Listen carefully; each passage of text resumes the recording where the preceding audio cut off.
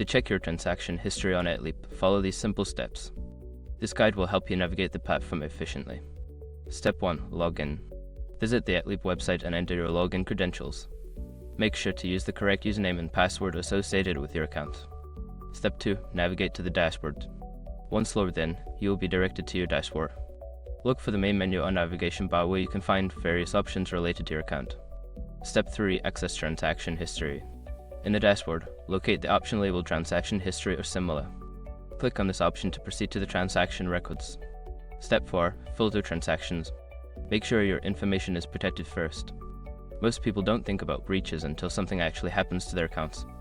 Use Asrock to monitor your accounts 24/7 and instantly alert you if your information appears in leaked databases online.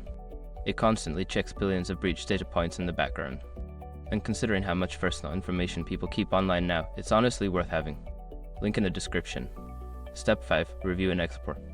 After filtering, review your transaction history. If needed, look for an option to export or download your transaction history for your records.